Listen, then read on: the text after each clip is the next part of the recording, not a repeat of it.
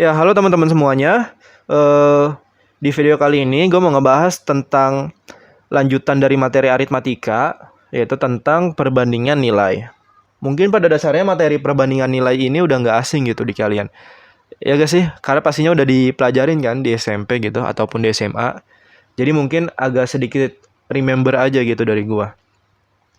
Ya, perbandingan nilai sendiri itu ada dua, teman-teman. Yang pertama ada yang senilai, dan yang kedua adalah yang tidak senilai. Nah, yang pertama yang akan gue bahas yaitu adalah perbandingan yang senilai. Di mana perbandingan ini adalah perbandingan yang ketika terjadi peningkatan nilai dari salah satu variabel pastinya, maka terjadi perubahan nilai juga yang meningkat gitu. Sebaliknya, ketika terjadi penurunan nilai, maka terjadi perubahan nilai yang menurun juga pada variabel yang lainnya. Misalnya nih, pada perbandingan antara jarak tempuh dengan waktu tempuh gitu. Nah, misalkan pada jarak 10 km, itu waktu tempuhnya sekitar 30 menit gitu. Nah, kemudian pada jarak 20 km, maka waktu tempuhnya juga berubah gitu, jadi lebih lama ya kan, jadi 60 menit. Itu kan berarti apa? Ketika jarak meningkat, maka terjadi perubahan waktu yang pasti waktunya juga meningkat, jadi lebih lama gitu. Ini yang dimaksud dengan perbandingan yang senilai atau linear gitu, searah perubahannya.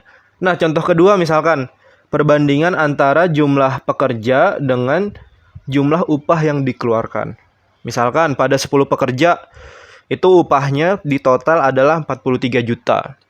Nah, ketika pekerjanya ada 20 orang atau 20 pekerja, maka ya upahnya juga meningkat kan, yang dikeluarkan jadi lebih banyak, yaitu jadi 86 juta.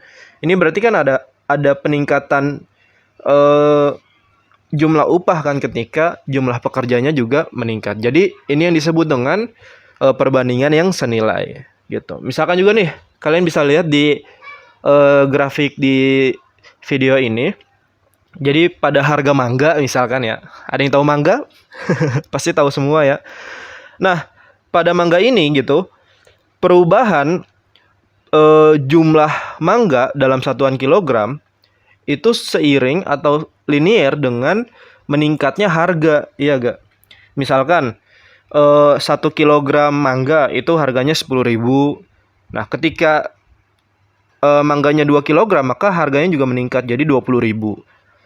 3 kilogram 30.000 dan 4 kilogram 40.000. Ya begitulah yang dinamakan dengan perbandingan yang senilai atau yang perubahannya itu searah gitu, teman-teman. Ya, kita masuk ke contoh soal yang pertama nih. Gue bacain ya soalnya. Seorang pedagang menjual 31 kue dengan harga Rp1.023.000. Nah, pada minggu berikutnya, kue yang terjual itu sebanyak 2 lusin. Berapakah pendapatan tersebut? Nah, maksud dari pendapatan tersebut itu harga yang terjual dari si 2 lusin kue itu. Nah, untuk mengerjakan soal ini, itu ada 2 cara. Nah, cara yang pertama yaitu kita mencari harga jual per kuenya. Jadi satu kue itu berapa gitu. Nah, ini yang kita simbolin pakai X. Jadi harga satu kuenya tuh X gitu. Nah, yang kedua jumlah kuenya itu kita simbolin pakai Y. Ya udah, kita buat nih model matematisnya. 31 Y atau 31 kue itu sama dengan Rp1.023.000. Nah, ini yang disebut dengan model matematis gitu. Atau formula lah kadang kita nyebutnya. Ya, Y sama dengan Rp1.023.000 dibagi 31. Nah, Y sama dengan Rp33.000. Jadi harga satu kuenya itu adalah Rp33.000 gitu. Nah, kita udah dapat nih harga satu kue. Berarti kita tinggal cari nih 2 lusin tuh berapa. Nah, 2 lusin sendiri itu adalah 2 dikali 12 kan. Karena kan satu lusinnya itu 12 buah gitu. Berarti 2 dikali 12, nanti kita kalikan lagi dengan harga per kue yaitu Rp33.000.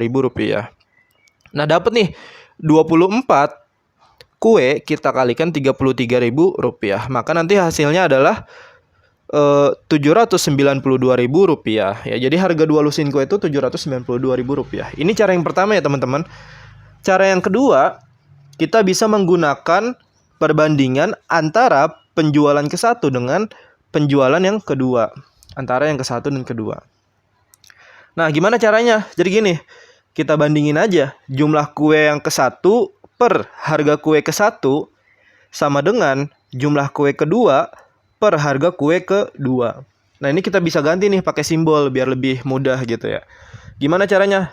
Ya, kita ganti dengan A1 yaitu jumlah kue yang ke-1, terus harga kue ke-1 kita ganti B1, kemudian jumlah kue kedua kita ganti A2, dan harga kue yang kedua kita ganti B2. Nah, jadi nantinya begini nih, A1 per B1 sama dengan A2 per B2 gitu. Ini yang namanya menggunakan perbandingan antara kedua variabel gitu. Nah, kita masukin deh angkanya. A1 itu berarti 31 kue. Nah, B1 itu berarti 1.023.000 rupiah. Karena harga kue yang pertama tuh yang 31 buah. Sama dengan 24 atau 2 lusin dibanding B2. Nah, B2 ini yang ditanya atau harga kue yang kedua gitu. Nah, setelah itu pasti tahu kan, kita kaliin silang gitu. Jadi nanti 31 B2 itu sama dengan 24 dikali 1.023.000 rupiah. Jadi kita kali silang. 31 kita kalikan B2, 24 kita kalikan 1.023.000 rupiah. Nanti kita dapat nih B2 itu sama dengan 24 dikali 1.023.000 rupiah dibagi 31. Nah, ntar kita coret nih 1.023.000-nya dengan 31. Nanti dapatlah 33.000. Nah, berarti berapa nih lanjutnya? Ya, ini sama dengan yang sebelumnya berarti.